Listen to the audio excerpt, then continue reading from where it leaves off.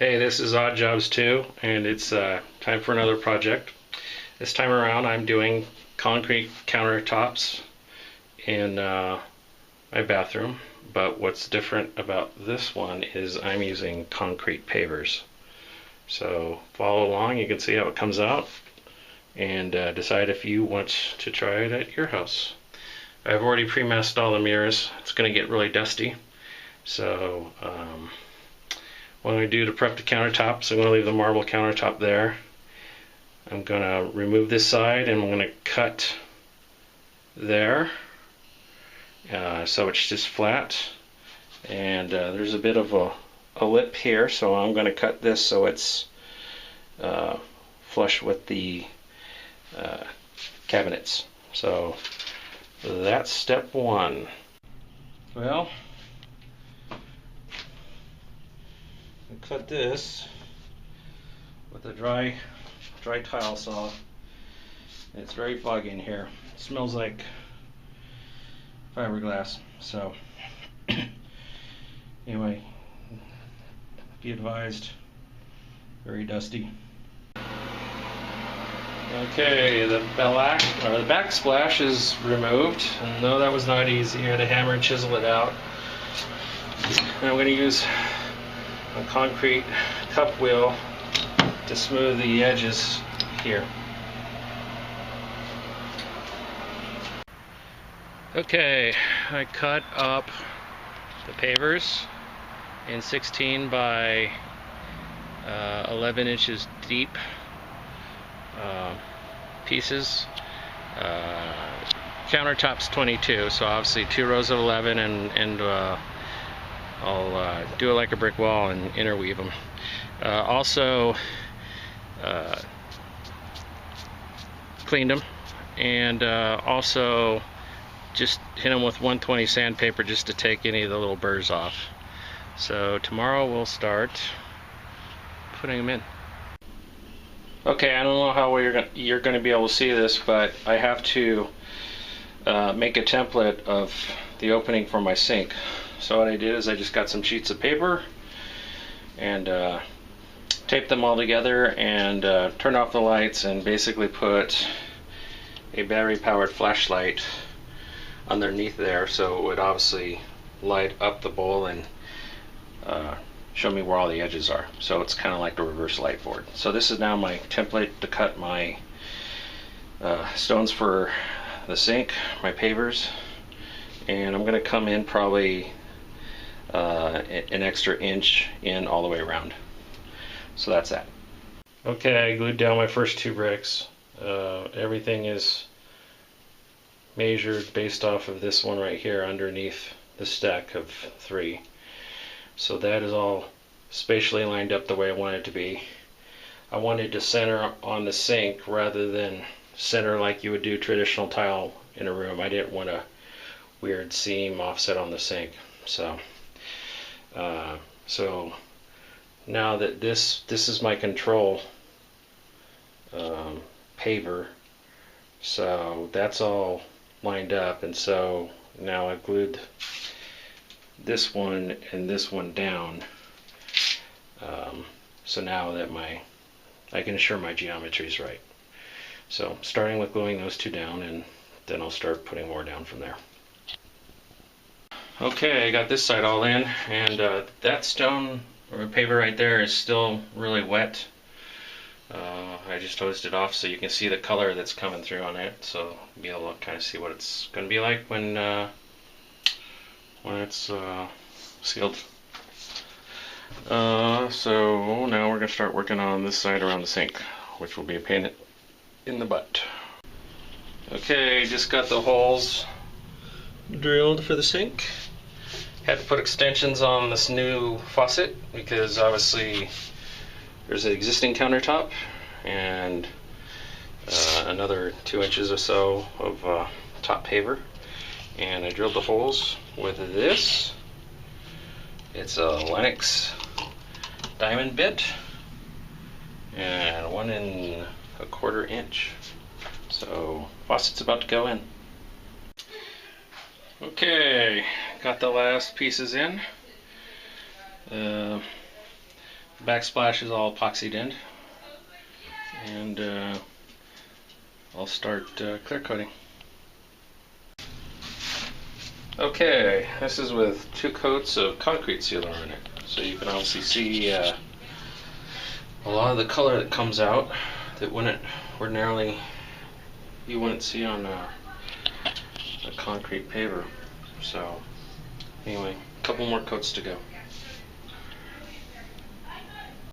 Okay, here we are with 3 coats of sealer. I don't know how well you can see the shine, but it looks really good, and you can see how it pulled out all the really cool color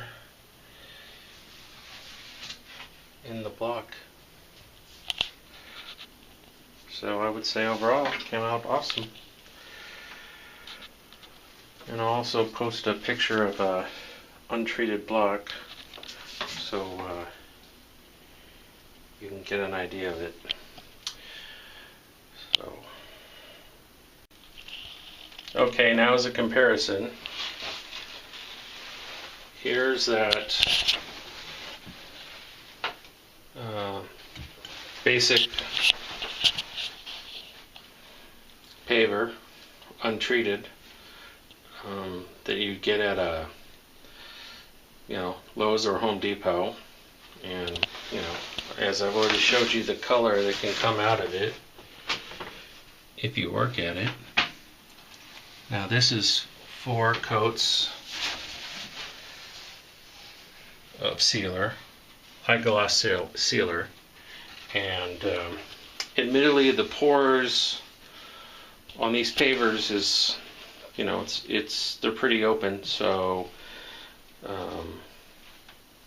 the sealer I got, which was a Bear product, said don't put down more than 4 coats. I want high gloss. I like the way this looks now. It will never convey the way it does in person.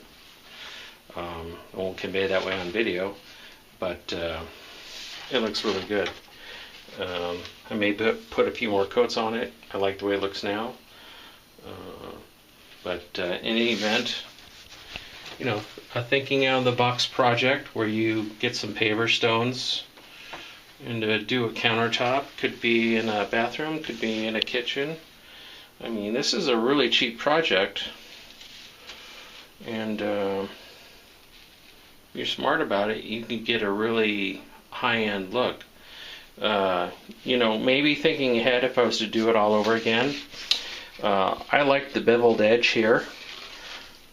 If someone wanted to put a little bit more work into it, if they were to flip it over, you would get more of a flat surface. You'd get no bevel, which meant as you put your bricks or your pavers together, it'd be flatter. But you'd want to make sure that you did a lot more wet sanding and got your surface really smooth before you put them down. And then it might even look more like a higher end granite or whatever. Now a couple tricks that you don't see that I did. I had a couple corners that chipped, and what I did is I found that if you look at other YouTube videos where people take super glue and mix it with some baking soda and do some sort of plastic repair or whatever to build a surface back up, it's pretty cool. What I did is obviously I did a lot of cutting, a lot of drilling, and all that.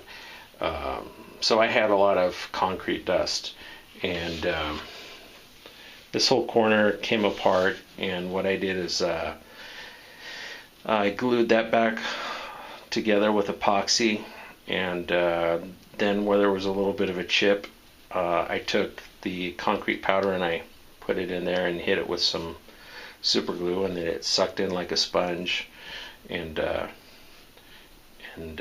basically built that part back up, which then I sanded with the sanding pad. So did it there and did it a couple other places which I won't point out and you'll never see, but it was pretty successful. I think the trick to that is do enough to build the surface back up, and then realize that if you're going to hit it with a clear sealer, it's all going to blend in anyway. But I'm very happy with this project. Came out awesome. You know, the pavers were $2 or $3 a piece. I was able to cut them all on, you know, a $20 Harbor Freight wet saw. I was able to cut the holes for the faucet with a I was a little bit spendy with some bits from Lowe's that were carbide hole saw bits, and of course I'm going to do the penny sink, and then we'll be good to go. But you know, came out really awesome. I'm really pleased with it, and I'm really happy. So not for everyone, I know that, and I'm sure there'll be a million people that will say a million different reasons why it's not a good project, but or it doesn't work for them, and that's fine. Do something different. But thinking out of the box, do something different, has a high-end look when you're done, cool. Maybe this is a choice you want to go with, and then you'll next level it from here after I've done what I've done. So look forward to hearing from you. Thanks. Bye.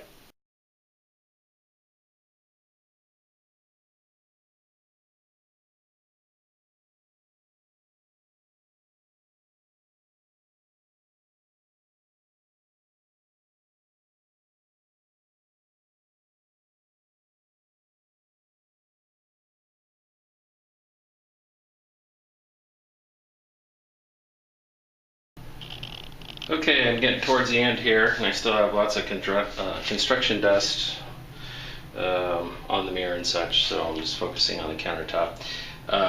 So basically, it's done, and along the way, I also did a penny sink, which ended up coming out really cool. The countertop, obviously, got lots of, it's done, and I had to hand cut the bowl, as I've already mentioned, and I did that with a concrete cutting grinding wheel. Sink's all in. I still have to put the plug in for the sink, and the grout. In regards to doing the penny sink, I probably should have thought it through a bit more and painted the inside of the sink. It was white marble, but the grout. As far as selecting a grout, first I went with a gray, and that was too light, and then I went with a charcoal, which was too dark, and then I ended up using this stuff and mixing same brand gray and same brand charcoal, and coming up with a nice in-between color that complemented the countertop as well. So all of those grout joints are hand painted. Yes, it took way too much time, and I know a lot of people are putting like epoxy coat on top of this when they do it on a floor, or a like polyurethane or something like that. This is basically sealer.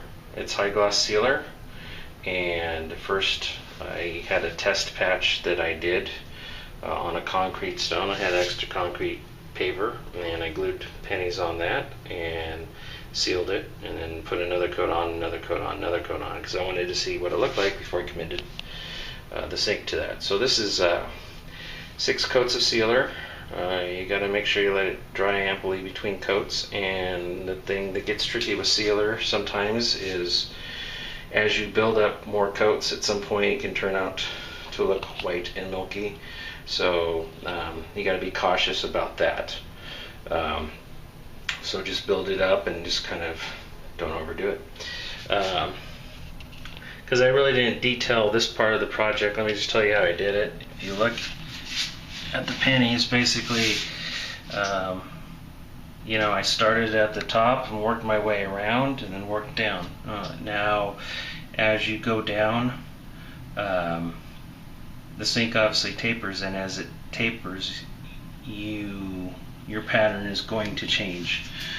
So for some rows, I started just kind of sanding down the outer edge of the penny to keep continuity, and after a while it just kind of did its own little freeform. So there's a couple areas where you had to come up, I shaved down a penny here and there and whatever to take up space where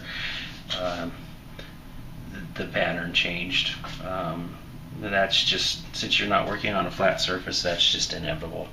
And a couple tricks I learned along the way is a lot of people glue these down with epoxy, and I did a few. I initially started out with that, but I found mixing the epoxy to resins, it just made a sticky mess everywhere, and it was getting all over my arms and all that. So then I moved to super glue, which I liked, but then it was too runny. And then eventually I started using gel super glue, which was perfect, because you could put a little dot of gel super glue on there on the back, and then it did not set up immediately like liquid would, and then you can in turn locate it where you need to and push it against there, and then it held.